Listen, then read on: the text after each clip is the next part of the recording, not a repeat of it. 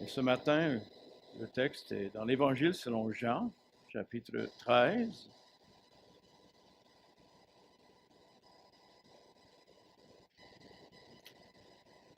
Et je vais lire le verset 21 jusqu'au 35. Jean, l'Évangile selon Jean, chapitre 13, verset 21.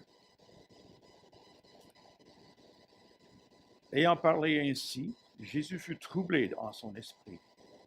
Et il dit expressément, en vérité, je vous le dis, l'un de vous me livrera. Les disciples se regardaient les uns les autres, ne sachant de qui il parlait.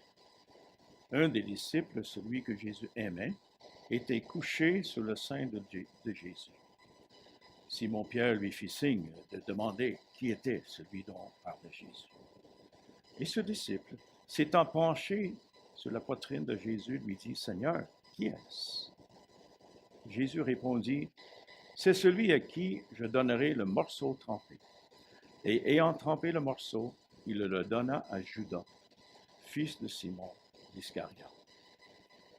Dès que le morceau fut donné à Satan entra dans Judas, Jésus lui dit, ce que tu fais, fais-le promptement. Mais aucun de ceux qui étaient à table comprit pourquoi il lui dit cela.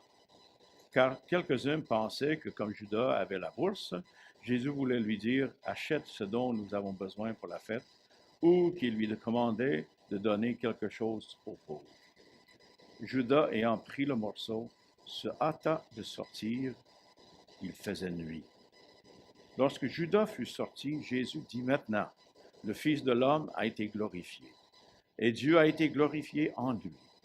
Si Dieu a été glorifié en lui, Dieu aussi le glorifiera en lui-même, et il glorifiera bientôt. Mes petits enfants, je suis pour peu de temps encore avec vous. Vous me chercherez, et comme j'ai dit aux Juifs, vous ne pouvez venir où je vais. Je vous le dis aussi maintenant. Je vous donne un commandement nouveau. Aimez-vous les uns les autres, comme je vous ai aimé. Vous aussi, aimez-vous les uns les autres. À ceci, tous connaîtront que vous êtes mes disciples, si vous avez de l'amour les uns pour les autres. Que la parole de Dieu vienne comme une nourriture spirituelle. Père céleste, dans ces moments à ta table, toi, Seigneur Jésus, au centre de nous, toi, Esprit de Dieu, agissant dans nos vies pour révéler Jésus, pour exposer nos cœurs. Nous sommes là, Seigneur, dans cette assemblée solennelle, cette fête qui est commémorative et qui est aussi prophétique, parce que nous regardons en arrière la croix, la base de notre salut, l'œuvre accomplie de Jésus-Christ, la mort, la résurrection et l'ascension du Seigneur lui-même. Et dans cela, nous avons de l'assurance. Parce que cette œuvre est accomplie, nous avons une place, nous qui croyons. Mais c'est aussi prophétique parce que ça nous tend vers ton proche retour. Lorsque, Seigneur, tu te lèveras de ton trône, tu viendras pour accomplir ta mission, pour établir ton règne sur la terre. Seigneur, entre ces deux événements, nous sommes là. Faisons notre parcours ici-bas, partant du moment que nous avons compris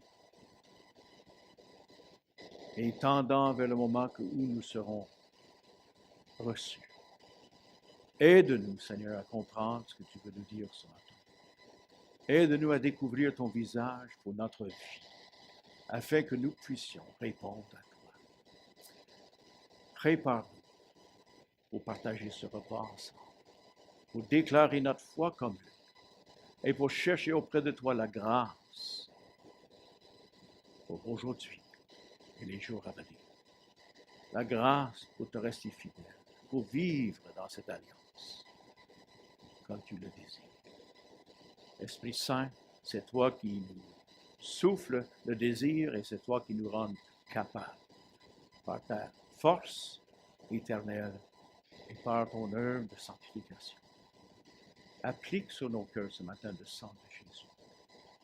Que nous puissions recevoir le pardon pour nos péchés et la liberté, même des racines du péché. Au nom de Jésus. Amen.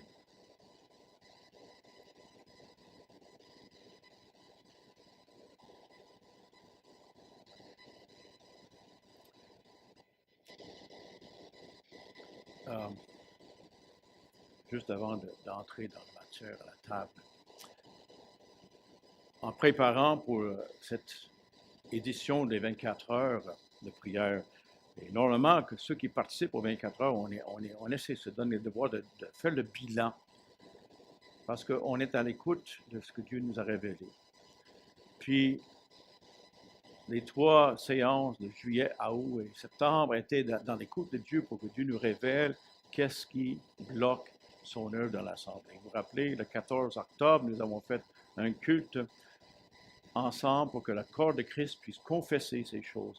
On a symboliquement enlevé les pierres qui empêchent cela. Je me rends compte que ce n'est pas tout le monde qui était là. Et je me rends compte, comme peut-être vous êtes comme moi, qu'on a des choses projetées, on dit des choses, mais aussitôt, on oublie. Puis c'est en préparant pour cette fin de semaine de 24 heures que lorsque le frère Charles m'a téléphoné pour avoir le diapo du 14, pour qu'il puisse préparer lui-même pour entrer dans la prière de cette fin de semaine. J'ai allumé, qui était, ouais, un peu comme Homer Simpson d'eau. Oui, c'est bien vrai. Donc, pour partir, on est retourné ça, parce que c'est le pont vers la continuité de notre écoute de Dieu. Donc, par la suite, j'ai fait un bilan pour ceux et ceux qui veulent savoir qu'est-ce que nous avons confessé, quelles étaient les 5 pierres, et pour que vous puissiez entrer avec nous, parce qu'on a fait ça comme un acte corporel, c'est le corps de Christ ici, qu'on a confessé ces 5 choses. Et on veut demeurer dans ça jusqu'à ces 5 pierres soient complètement ôtées, afin que le fleuve de Dieu puisse couler dans nous. Donc, j'ai préparé assez, donc si quelqu'un peut se rappeler qu'on va distribuer ça, si ça vous intéresse, on va forcer ça vous, mais on veut continuer dans cet esprit de humilité, cherchant ça. On pourrait, j'en ai pas fait j'ai fait juste quelques, mais ceux qui s'intéressent, certaines étaient hier soir, donc si vous vous intéressez d'avoir ça, merci d'avoir. Pardon, moi. C'est ma femme.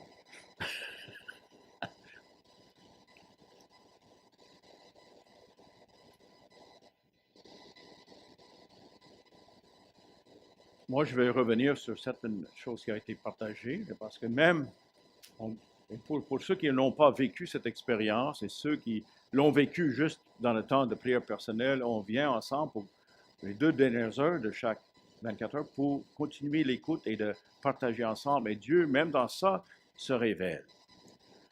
Et je veux juste donner une occasion à certains qui veulent partager sur son expérience, même vous n'étiez pas là hier soir, vous n'avez pas eu l'occasion de partager ce que vous avez vécu dans votre heure de prière. Je veux, avant qu'on vienne à la table, qu'on puisse donner la place pour partager ça. Si Dieu vous a parlé, Dieu vous a révélé des choses, Dieu vous a fait une révélation sur vous-même, je vous invite à partager. Peut-être que vous n'étiez pas dans les 24 heures, mais Dieu vous parle et vous voulez partager ça aussi. Voici le moment autour de la table. Puis, on est un peu mal fait parce qu'on est tous comme ça, on devrait être autour de la table, mais si on peut imaginer ce matin, on est autour de la table. Est-ce qu'on peut partager ensemble? Est-ce qu'on a quelque chose à partager? Alors que moi, je vais reprendre la parole pour nous diriger vers ce que le Seigneur m'a mis à cœur.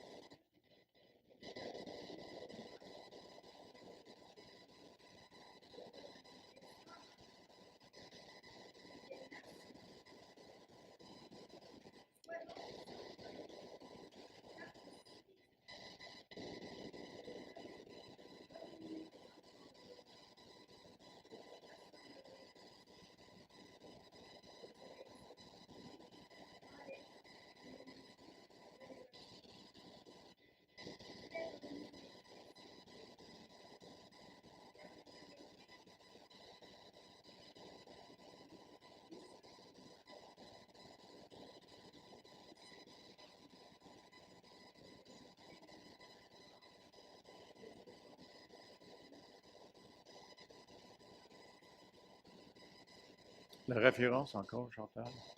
La référence? Merci. Merci.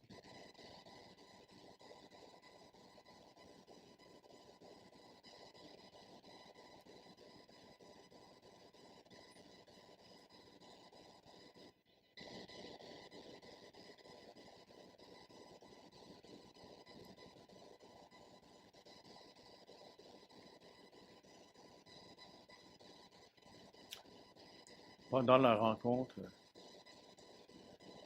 qui se passe en plusieurs étapes, mais Dorothée semblait avoir reçu une parole qu'il nous a partagée. Je n'ai pas ma feuille que j'ai copié les mots, mais en effet, c'est Jésus disant, pourquoi devrais-je venir si je ne serais pas honoré?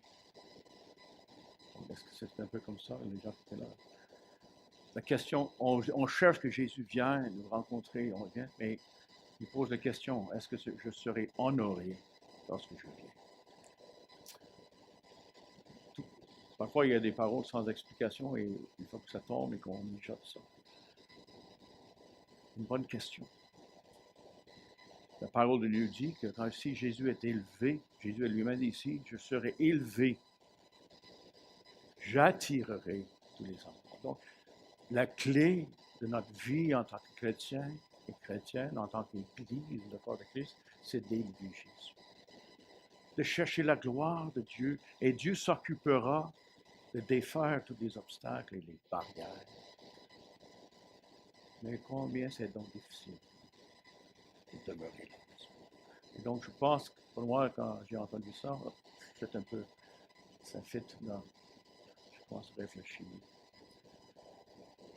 Cette semaine, dans le partage avec l'équipe de la maison de mon père, avec les gens qui sont venus, il y avait une question bien posée que une des participants, je ne le nommerai pas, mais elle a dit qu'elle avait peur de devenir un Judas. Puis, sur le coup, je l'ai rassuré, le fait qu'elle avait cette peur-là, c'était une bonne chose. Ça l'évitera de ça.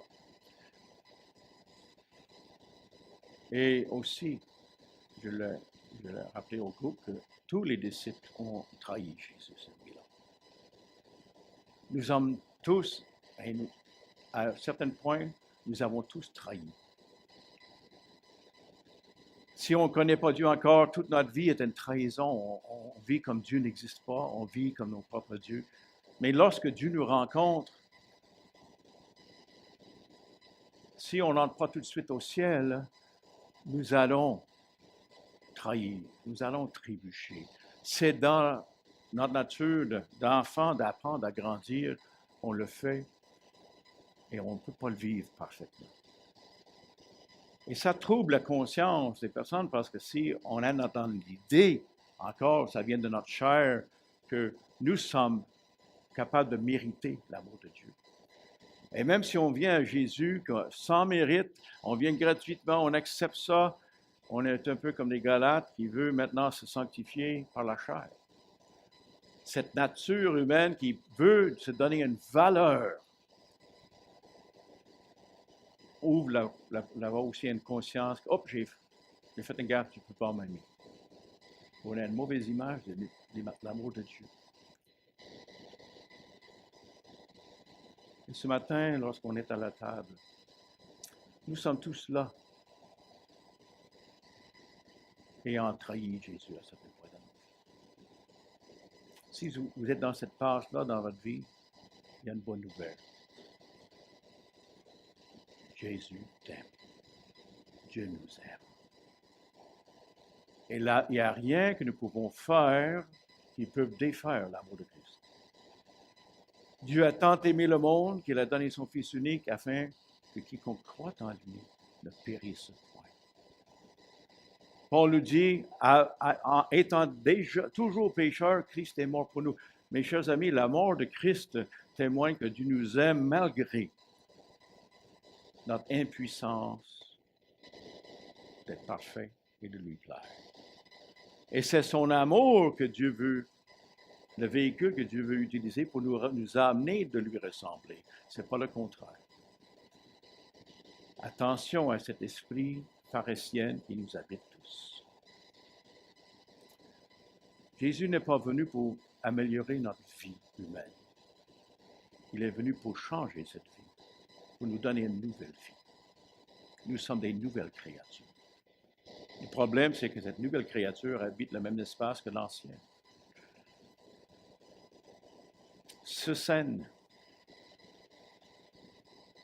les trois évangiles synoptiques parlent de l'instauration de la table du Seigneur et comment Jésus l'a faite. Mais Jean, il ne parle pas de ça dans ce sens-là, mais il prend plusieurs chapitres qui décrivent ces derniers moments que Jésus avec ses apôtres. Ils étaient là avec les 12, y compris Judas, qui savait d'avance allait le trahir. 3 ans et demi de vivre une vie intime avec ces 12. Sachant, essayant d'attirer Judas vers lui. Puis, si on commence plutôt, Judas a déjà fait le complot pour livrer Jésus. Mais il arrive à la porte. Il est là à la table. Puis même, Jésus, on a commencé le texte, son âme était réellement en angoisse devant ça. Il commençait de faire cette dernière lutte contre sa chair. Jésus est venu pour mourir. Il a quitté le ciel pour accomplir le salut de Dieu. Mais étant humain, il fallait qu'il combatte avec toutes les tentations de la vie humaine. Il a déjà dit que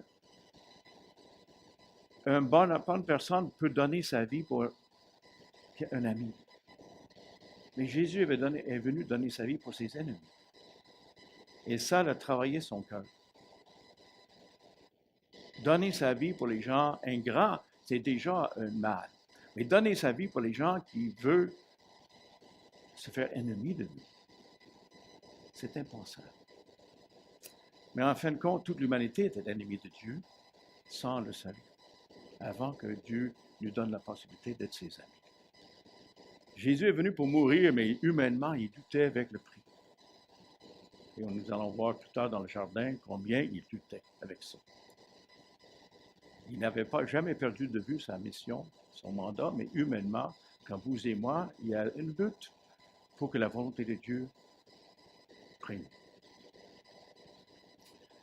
Donc, il annonce à ses disciples, l'un de vous va me trahir. Et c'est intéressant, même Judas ayant dans sa tête, parce que Judas dans sa tête ne pensait pas trahir Jésus. Donc quand on voit ça, tout le monde autour de la table dit, c'est qui, c'est qui? Jésus dit, l'un de vous va me trahir. Donc Judas dans ses comportements ne se voyait pas comme en trahison. Donc il se posait les mêmes questions que l'autre, il ne faisait pas hypocrite. Il se regardait, il était juste 12, l'un de vous. Puis il faut réaliser qu'ils étaient à table, pas assis comme Michel-Ange à des pinceaux. Okay? Ils étaient eux autres, ils se réclinaient. Ils avaient pas des lits, mais des coussins. Ils étaient allongés. Donc, ils étaient allongés nécessairement, un penché sur l'autre, si vous voulez. Et donc, c'était Jean qui était auprès de Jésus. Bon, donc Pierre lui fait signe, donc ça veut dire que Pierre est de l'autre côté. Pierre dit, tu m'en dis. Donc, Jean dit, Seigneur, c'est qui? Et qu'est-ce que Jésus dit? Je vais vous donner le signe. Le signe, c'est quoi? Vous voyez, dans un repas juif, quand on trempait le morceau qu'on donne à quelqu'un, c'est le favori. Jésus est en train de dire à Judas, Judas, je t'aime à l'extrême. Je sais que tu es en combat, mais je t'aime. Et si vous avez entendu, c'est à ce moment-là que Satan est entré.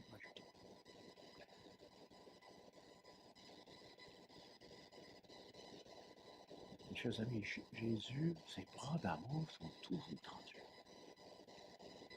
Quelqu'un a dit, Seigneur, à quel point tu m'aimes, Seigneur? Puis la réponse est, Seigneur, je t'aime comme ça. On ne peut pas manquer, mes chers amis. Ce repas nous parle de l'amour de Jésus, l'amour de Dieu pour le monde qu'il a créé, pour les êtres humains.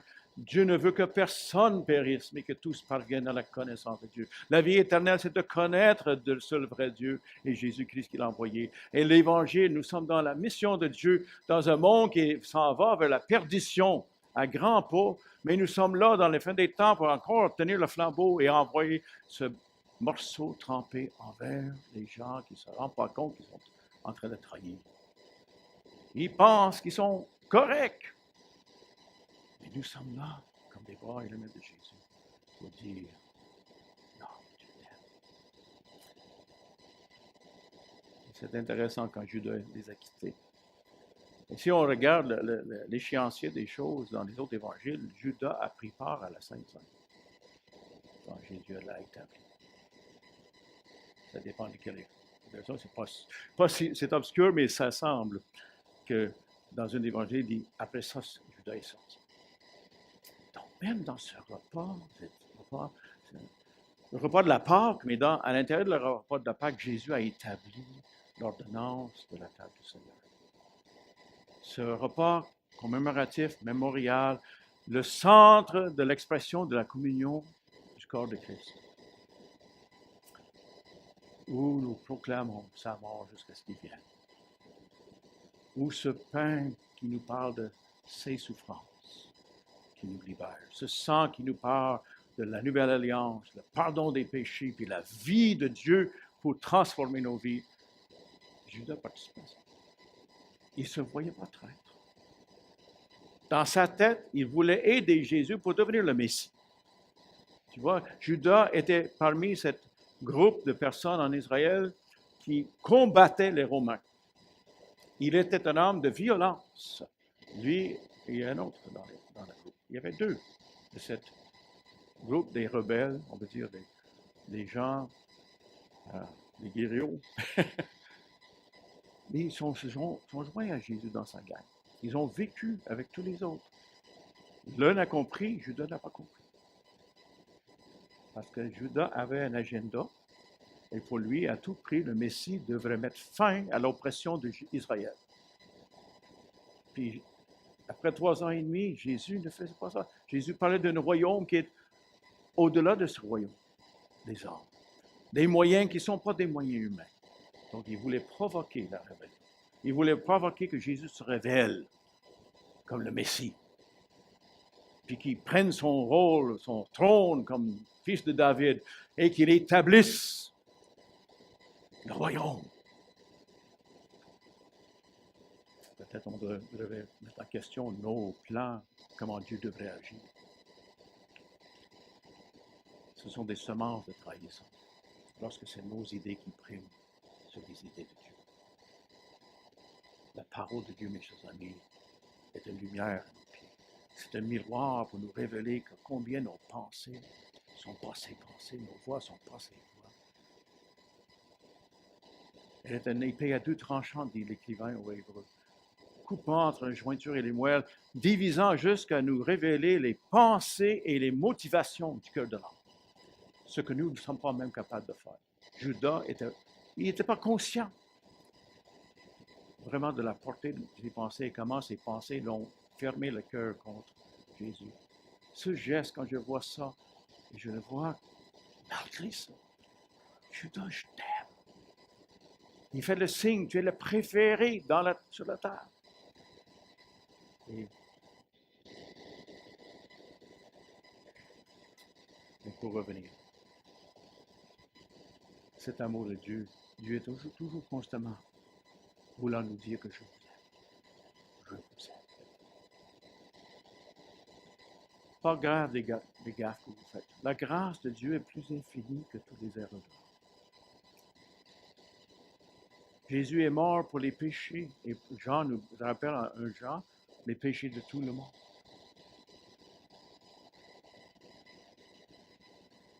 Et c'est intéressant pour que Jésus dise, voilà le signe, je vous laisse. Je vous donne un nouveau commandement. Mes chers amis, étant chrétiens, nous vivons dans une exigence plus sévère que les 10 commandements. Jusqu'alors, le meilleur commandement, c'est la règle d'or. Aimez les autres comme vous aimeriez qu'ils vous aiment. Faites aux autres comme vous aimeriez qu'ils fassent à vous. Aimez votre prochain. Mais Jésus dit, je vous donne une nouvelle règle. Aimez-vous les uns les autres comme moi, je vous ai aimé. Aimez-vous les uns les autres. C'est comme ça que le monde va savoir que vous êtes liés. Mes chers amis, il y a une coche de plus de l'amour agapé qui se donne par amour pour les gens qui ne méritent pas. Et ça commence dans la famille de Dieu. Vous remarquez, il a dit aimez-vous les uns les autres. Ça commence dans la maison de Dieu. C'est là qui défait, c'est là qui fait mentir le témoignage de notre évangile. Que Dieu aime le monde qui sont indignes quand nous sommes des gens qui proclament qu'on est aimés de Dieu puis on n'est pas capable. On n'est pas capable de sentir. Parce qu'il n'a pas de bonne doctrine. Parce qu'il a fait ceci, il a fait cela. Nous avons tous, et nous allons trahir Dieu. Mais il y a de la grâce. Il y a le sang de l'agneau lavé. Si nous confessons nos péchés, dit l'apôtre Jean, il est fidèle pour nous les pardonner, juste pour nous les pardonner et nous laver de toute iniquité. En réalité, notre vie est comme un oignon. Nous venons à Christ, il y a des choses évidentes dans notre vie qu'on dit, oh, il faut que ça ôte. Mais tout le long de la sanctification, Dieu ôte les plus. Voilà, mon ami, quelque chose de plus profond. Donne-moi ça. Donne-moi ça. Laissez-moi vous sanctifier. Laissez-moi vous purifier. Et nous allons finir par ressembler à Christ, mais c'est son œuvre. Notre participation, c'est partie prenante, d'être d'accord, non pas ma volonté, Seigneur, la tienne. Si tu appelles ça péché, c'est péché, Seigneur, je vais vivre avec ça. Aide-moi, lave-moi, purifie-moi. Donc, quand Jean dit, il est fidèle. Donc, si nous prions, nous avons demandé pardon, Dieu a été fidèle, il l'a pardonné. Mais il est juste. Pourquoi il est juste? Parce qu'il ne demande pas deux paiements pour la même dette. Ce serait injuste pour Dieu de demander deux paiements pour la même dette, n'est-ce pas? Mais Jésus a tout payé. L'Évangile de Jean nous dit, les derniers mots que Jésus a crié sur la croix, tout est accompli, ou dans une traduction, tout est payé. Tout est payé, c'est le même mot. Jésus a payé le prix. Le salaire du péché, c'est la mort. La mort du Christ, c'est le paiement au complet. Le fait que Dieu l'a ressuscité d'entre les morts déclare que Dieu accepte son paiement. Donc, pour nous, d'essayer de payer ce qui est payé, c'est de diminuer la valeur du don de Christ. Nous de demander des paiements, quand nous sommes libérés, c'est autre affaire aussi. Juste pour nous aider. Parce qu'il y en a parmi nous, donc la conscience nous trouble tellement, on n'ose pas s'approcher de Dieu. Et j'aimerais vous dire, si je peux le faire dans l'amour, c'est l'autre côté du médaillon de l'orgueil. Le mépris de soi, c'est aussi vilain que l'enorgueillement de soi. Donc, le même problème. L'une, c'est une mauvaise image de moi, mais c'est moi. L'autre, c'est une trop grande image de moi. Mais dans Christ, c'est lui. Mon identité est en lui. Votre identité est en lui. Vous avez été créés en lui avant la fondation du monde. C'est lui le secret de notre vraie vie. Puis il faut qu'on s'en débarrasse. Il faut que Dieu nous libère de ces lunettes charnelles, ces lunettes couleurées par le péché sur nous-mêmes et sur les autres. La table du Seigneur, nous proclamons sa mort jusqu'à ce qu'il vienne. Notre espérance, mes chers amis, c'est un jour, nous verrons le Seigneur tel qu'il est. Il aura complété le travail en nous. Nous entrerons dans sa présence complétée. Mais ici-bas, on tente. Nous menons de bons combats à garder Jésus au centre, de recevoir le pardon, Il y a beaucoup parmi nous qui ne se pardonnent pas. C'est le même problème. On n'accepte pas la parole de Dieu que nous sommes pardonnés. Attention, si Dieu m'a pardonné, je suis pardonné.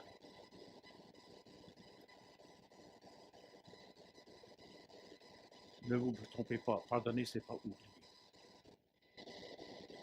Ça, c'est un dicton du monde qui dit on va essuyer ça sous le tapis. Le problème, c'est qu'on ne peut pas oublier. On est créé comme Dieu, on n'oublie rien. Même si on a la misère de trouver ce qu'on n'a pas oublié, mais votre cerveau, votre âme n'oublie aucun des. À moins que consciemment, on a mis ça dans la filière, la bonne filière de pardon. Ça, c'est du travail. On accepte le pardon, mais il faut qu'on le vive, jusqu'à ce que nous vivons les conséquences du pardon. Ça, c'est une autre histoire. Je m'arrête à ça. On peut se voir indigne. On peut voir les autres comme indignes. Et ce matin, Dieu nous invite à la table. Jésus est là pour nous inviter. Il dit, venez à cause de moi. Venez recevoir de moi ce que vous en avez besoin. Si vous êtes dans cette situation que j'ai décrite, c'est le temps de baisser les bras et dire, Seigneur, je vais te croire. Je suis pécheur. Tu m'as pardonné. Tu as payé pour mes péchés. J'accepte ce que tu as payé.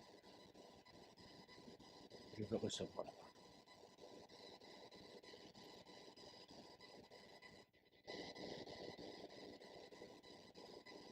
Et je veux commencer à expérimenter cet amour. Tu me pardonnes et tu me purifies de tout le reste qui n'est pas encore révélé pour que je puisse vivre aujourd'hui dans la sainteté. Confondons pas le fait que nous sommes pardonnés, nous sommes sanctifiés aujourd'hui, qu'on est parfait. Non, il y a d'autres niveaux de l'oignon qui va éplucher. Si on vit assez longtemps, il va arriver aux choses qui sont fondamentales de notre vie. Les lectures des livres, des autobiographies, des livres, des journaux, des saints, des personnes qui on voit comme réellement super spirituels. Quand on lit leurs écrits plus tard dans la vie, on est décourageant. Tout est découragé parce que plus qu'ils s'approchent de Dieu, plus qu'ils se voient dans la noirceur de leur cœur humain. Et c'est comme ça. Mais ils n'étaient pas ébranlés par ça, c'est juste la réalité. À cause du péché, il n'y a rien en nous sans Dieu qui est bon. La seule chose bonne en nous, c'est Dieu. L'image de Dieu qui n'est pas tout à fait manifestée, qui permet qu'on puisse reconnaître Dieu. Et quand Christ vient en vous, nous avons quelque chose, une nouvelle vie. Et cette vie, Dieu veut prendre place. C'est la vraie vie. Et nous sommes tous, quelque part, dans le cheminement vers ça. L'apôtre Jean dit, mes chers amis, quel amour Dieu nous a témoigné pour que nous soyons appelés enfants de Dieu. Et nous le sommes. Si on ne sait pas qu'est-ce qu'on aura l'air quand nous serons réellement enfants de Dieu, il dit, pas grave, nous savons une chose, lorsqu'il paraîtra, nous le verrons tel qu'il est. On va être connus comme nous sommes connus. Pourquoi? C'est l'œuvre de Dieu qui va enlever tout le voile. Voilà notre espérance, de se voir réellement tel que nous sommes. L'apôtre Paul dit en Colossiens, notre vie est cachée avec Christ en Dieu. Lorsque Christ paraîtra, nous paraîtrons. Notre espérance, mes chers amis, est investie dans la révélation de Christ. Parce que nous sommes ces créatures un peu avec deux natures.